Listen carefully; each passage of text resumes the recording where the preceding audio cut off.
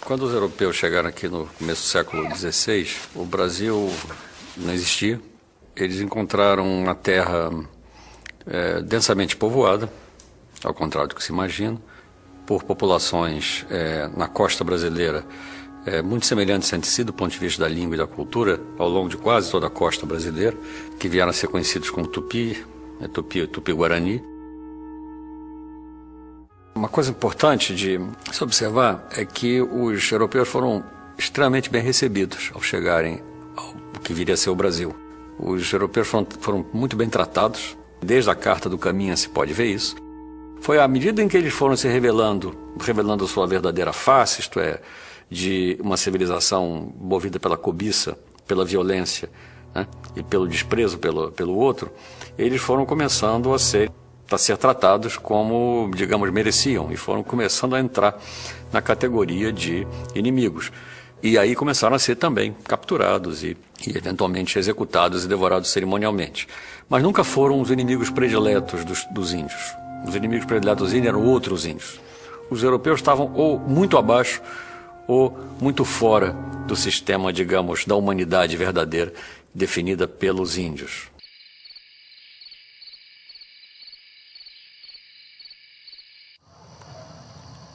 Come. Você precisa se alimentar. É mingau. Não quero mingau. Você precisa comer. Tem milho, mandioca. Você quer? Eu quero que você me solte. Eu preciso ir embora. Preciso ir embora. Por que vocês estão fazendo isso comigo? Que nós vamos te comer. Piatã vai arrebentar tua cabeça com a Ibirapema. Vou chorar sua morte. As mulheres vão passar o seu sangue nos meus seios, para que meus filhos conheçam o sabor do inimigo. Depois nós vamos jogar água fervendo no seu corpo, tirar sua pele e repartir as partes. As velhas vão beber seu sangue, as crianças comem os intestinos. E eu gosto dos dedos. Vocês não podem fazer isso comigo. Podemos sim, porque você é nosso inimigo. E comendo você, conquistamos a sua força. Eu não sou inimigo. Quantas vezes eu preciso repetir isso, pelo amor de Deus? Eu não sou francês. Eu não sou Maír. Eu sou alemão. Eu sou amigo de português. Amigo de Peró. A guerra indígena é uma guerra bastante diferente, sobretudo a guerra praticada pelos índios Tupi-Guarani da costa brasileira, bastante diferente nos seus objetivos, e na sua filosofia em geral, do que a guerra europeia. Em primeiro lugar, era uma guerra cujo objetivo não era principalmente territorial, não era principalmente de conquista territorial, mas era motivado por um outro tipo de lógica mais próxima da lógica do duelo, da vingança e da vendetta, e da busca de glória, da busca de honra. Os índios que habitavam a costa brasileira, os da família Tupi-Guarani, tinham a antropofagia como um elemento fundamental do seu complexo ritual. De um complexo que era ao mesmo tempo ritual e guerreiro. Então o que você tinha era uma antropofagia guerreira, isto é, os Tupinambá comiam ritualmente os seus prisioneiros de guerra.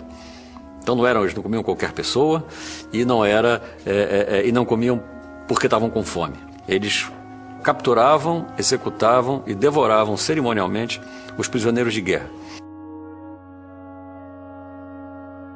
Mas a guerra enquanto tal, a guerra e a execução cerimonial dos prisioneiros eram temas absolutamente vitais para a constituição da pessoa tupi. Era um rito de passagem, era um rito de acesso do adolescente à idade adulta. Um homem só podia casar depois de ter morto um prisioneiro cerimonialmente.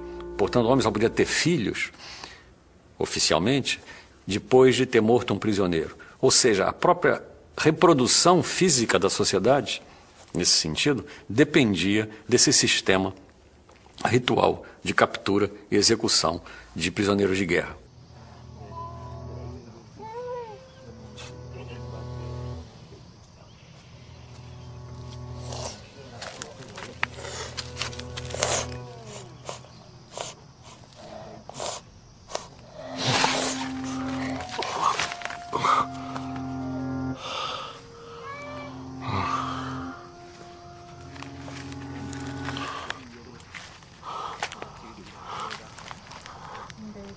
Um cristão.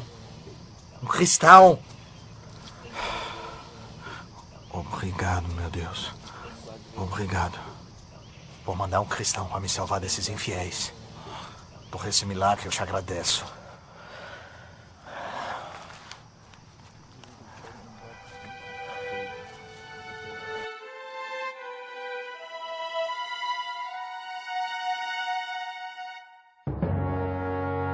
O ritual Tupinambá de execução de um prisioneiro envolvia sempre a aquisição de um novo nome. E no caso adolescente, do seu primeiro nome de adulto. Quanto mais nomes você tivesse, mais signo de que mais prisioneiros você havia matado, mais prestígio você tinha. Porque as mortes dos prisioneiros implicavam o direito de você poder usar determinados adornos corporais, batoques, brincos. Como os generais botam aquelas medalhas e insígnias, os Tupinambá cobriam o corpo com insígnias que manifestavam seu valor guerreiro. Haviam homens, como diziam os cronistas, os missionários, com mais de 100 nomes.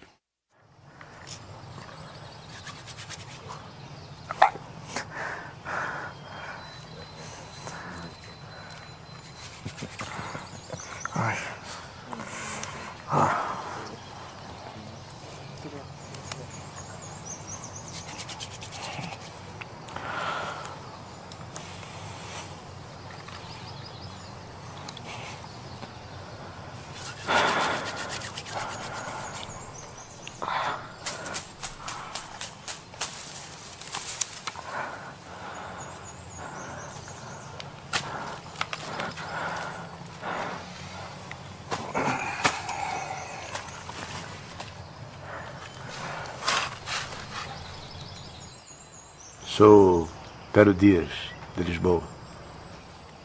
Franz Hessen, de Bremen. Bremen? E o que faz um alemão assim, tão longe de casa?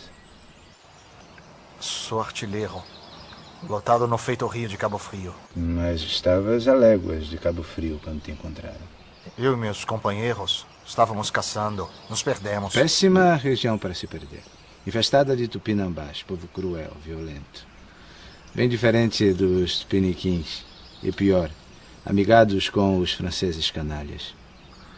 Por acaso os teus amigos não seriam franceses? Seriam? Franceses? Não, de modo algum. Sou aliado dos portugueses. Aliado. Pero. Há meses eu tento convencê-los, mas eles não acreditam. Eu tento convencê-los de que eu não sou francês. De que eu sou aliado dos portugueses. Podem me ajudar a convencê-los? Certamente. Elas são... minhas mulheres. Há quanto tempo está entre os selvagens? 8 anos. Pouco mais ou menos. E o que veio fazer nessas terras? Culpa do amor. Apaixonei-me por uma bela e pura jovem em Lisboa. Pouco tempo depois nos casamos. O problema é que eu já era casado, então fui condenado ao degredo, bigamia. Mas entre as selvagens encontrei o que tanto buscava. Preciso de ajuda. Direi a eles que és um aliado. Deus seja louvado. O objetivo principal da guerra era a captura de prisioneiros, que eram trazidos vivos para a aldeia, dos captores. E ali eles ficavam um certo tempo. Eles eram bem tratados, esse é um ponto fundamental. Eles eram trazidos para a aldeia e uma vez ali, eles eram adotados, digamos, pelo grupo, a tal ponto que muitas vezes lhe era dada uma esposa, ou melhor dizendo, uma mulher que na verdade tomava conta dele, tanto quanto era uma esposa com quem ele dormia, junto com quem ele trabalhava, era também alguém que na verdade o vigiava. O ponto fundamental é que os índios de fato eram antropófagos, eles faziam questão de que o que eles estavam comendo fosse gente, e não como fosse um animal, coisa qualquer, como nós tendemos a imaginar o inimigo como menos que humano, como alguma coisa que no fundo não é humana, né? Nós precisamos dizer, ele não é gente para poder matá-lo, né? Os índios, ao contrário, faziam questão de transformá-lo em gente o máximo possível para poder matá-lo. Ou seja, havia uma outra lógica, uma lógica muito mais, talvez mais complexa do que a nossa.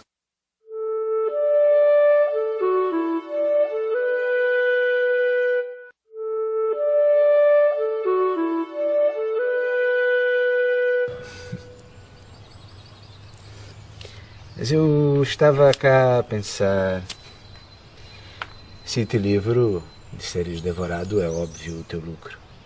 Mas o que eu ganho com isso? Deus há de te recompensar por ter ajudado um cristão. Deus não tem influência por estas terras. Tira-me daqui e eu te levo de volta a terras civilizadas. Não desejaria retornar a Portugal? Olha bem, parece a ti que não me agrada a vida que levo? Isto aqui é o verdadeiro paraíso na terra. E sem falar do clima. Nem quente, nem frio. É perfeito.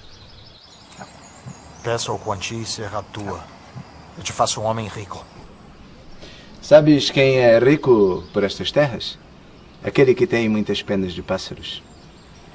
E no mais, toda a expedição portuguesa que por cá atraca pede o meu ajutório. Tenho mão de obra farta para carregar o pau-brasil e muito mais. Queres uma anta? Te consigo por 2 tesouras. 30 patos custam 2 espelhos e 5 anzóis. Preferes galinha? Te consigo 100 por 30 cunhas e 10 facas. Mel. Mel é barato. 25 cabaças de mel em favo custam 30 cunhas e 10 facas. Os nativos ficam felizes com as miudezas e eu ganho bem. Muito bem. De modo que precisarias me oferecer uma fortuna para valer a pena. Pois eu ofereço. Eu tenho fortunas imensas, incalculáveis. Estão aí contigo? Eu não consigo ver nada. A verdade é que eu não trabalho na feitoria de Cabo Frio. Eu estou numa expedição portuguesa. Patrulhamos a costa em busca de franceses. A nau está atracada ao norte. Meus companheiros podem te pagar. Uma expedição portuguesa a esta época? Acaso estás embarcado na nau de Diogo de Souza? Isso. Diogo de Souza. Meu velho e bom amigo Diogo de Souza. Por que não me dissestes logo? Uma expedição sigilosa. Temi. O velho Diogo e os seus mistérios. E pelo visto segues o mesmo. O mesmo. A nau está atracada ao norte. Se quiser, podemos ir ter com ele agora mesmo. Não é melhor antes resolver a tua situação com a tribo? Falarei com o Morubixaba e logo estarás livre.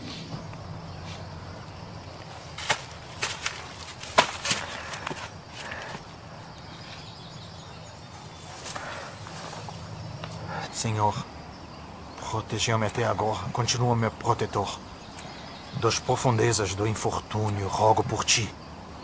Me ajuda a sair dessa desgraça para um final bem-aventurado.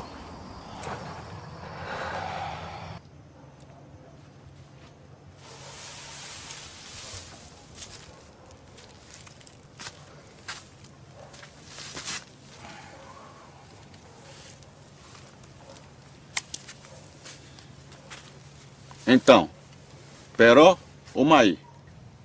Mai. É francês, com certeza podem comê-lo. Sugiro que façam rápido. O ferimento dele parece bastante grave. Está cheirando mal e com um aspecto pavoroso. Ele pode perder esta perna ou nem estar vivo amanhã.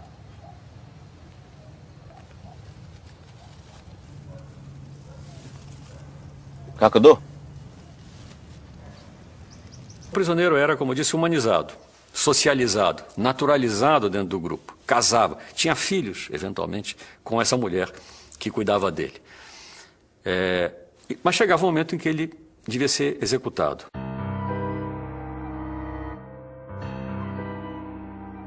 nos dias que precediam o ritual, ele era progressivamente, de maneira muito meticulosa e elaborada do ponto de vista simbólico, ele era retransformado em inimigo. Ele perdia os signos de sua socialidade, naturalidade dentro do grupo dos captores, e a sociedade progressivamente o reinimizava. De modo que quando ele chegava na praça pública para o dia da execução, ele tinha se retransformado num inimigo completo. Quem matava o cativo era sempre um homem. Esse duelo, porque se tratava de um duelo, literalmente, entre o cativo e o matador, era o ponto culminante, de certa maneira, desse sistema todo guerreiro religioso tupinambá. Um jovem prestes a se iniciar e um prisioneiro prestes a morrer. Era um diálogo mais ou menos estilizado entre o prisioneiro e o matador, em que o tema era a vingança. O executor perguntava: você é o fulano da tribo tal que matou e comeu nossos parentes? Aí o prisioneiro deveria responder: sim, sou eu, estou aqui, vou morrer como um homem, você pode me matar porque os meus parentes vão me vingar. O que fazia mais prova de arrogância era o prisioneiro. É como se os papéis se invertessem. Ele fosse, na verdade, aquele que estava se vingando, porque ia ser vingado.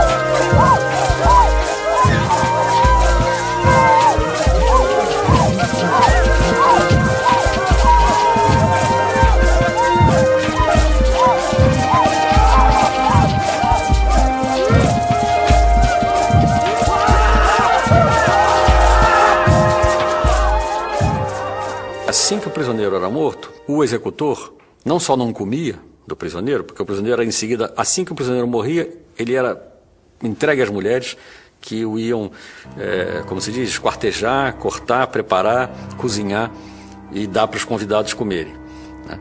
Eu lembro que havia, como eu disse, milhares de convidados, e às vezes era um prisioneiro só, ou seja, a quantidade de carne não chegava a ser exatamente, não se tratava de um churrasco, ao contrário, era uma coisa, do ponto de vista substancial, alimentar, absolutamente insignificante. O importante era o valor simbólico, era muito mais parecido com a Eucaristia nesse sentido, mal comparando, ou talvez nem tão mal comparando assim, do que com um churrasco doméstico. A ideia de que esse processo deveria ser interminável, né?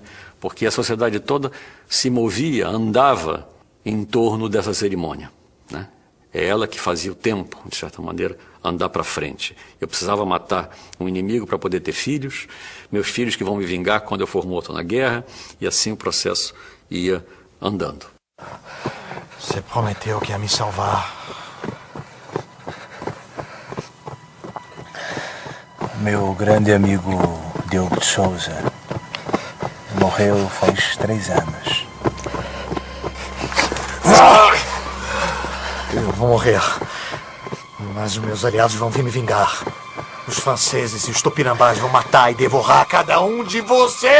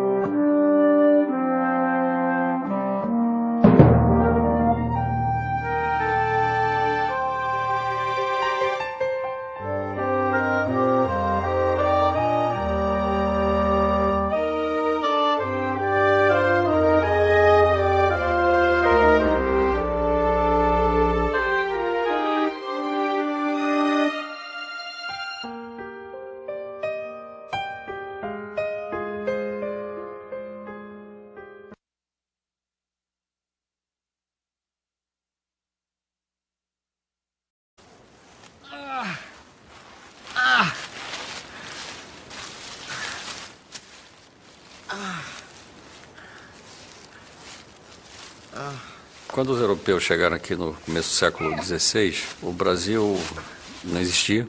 Eles encontraram uma terra densamente povoada, ao contrário do que se imagina, por populações na costa brasileira muito semelhantes entre si do ponto de vista da língua e da cultura, ao longo de quase toda a costa brasileira, que vieram a ser conhecidos como Tupi-Guarani. Uma coisa importante de se observar é que os europeus foram extremamente bem recebidos ao chegarem ao que viria a ser o Brasil. Os europeus foram muito bem tratados, desde a Carta do Caminha se pode ver isso. Foi à medida em que eles foram se revelando a sua verdadeira face, isto é, de uma civilização